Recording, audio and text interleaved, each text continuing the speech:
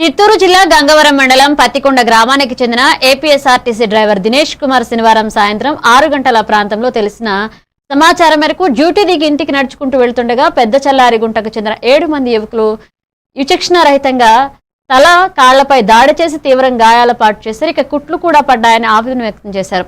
ఘటనపై police station నందు ఫిర్యాదు చేశారన్నారు. బాధితుడు బంధువు మాట్లాడుతూ ఎవరో కొంతమంది యువకులు బర్త్డే పార్టీ చేసుకుంటూ అటువైపుగా నడుచుకుంటూ వస్తుండగా అకారణంగా దినేష్ పై దాడి చేశారని వాపోయారు. ఘటనపై పోలీసుల దర్యాప్తులో మరిన్ని వివరాలు తెలియాల్సి ఉంది. దేనికి ఏమో తెలియదు, వాళ్ళు ఎవరో కూడా నాకు తెలియదు. బండి ఆపినారు, చెట్లకి ఎత్తుకపోయినారు, కొట్టినారు. అది ఎందుకు కొట్టినారో నాకు తెలియదు. బయట పలు నేను తోలుతా, వారానికి 2 సార్లు పోతా. వాళ్ళు నన్ను కొట్టినారు. అది ఎందుకు కొట్టినా తెల్ల బస్సు నిలుపులని కొట్టినారా లేకపోతే ఇంక వేరే కేసు వేసే మీద తెలియదు. నాకు మొత్తాన్ని కొట్టినారు. ఏం బస్సు వెళ్తావు? ఆర్టీసీ డ్రైవర్ నుంచి చెప్తున్నా.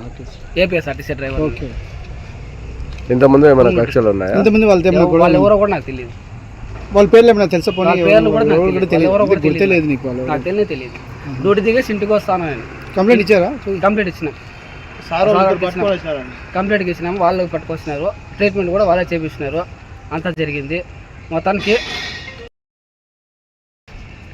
ఈ కాలు 8 కుట్లు పడినాయి.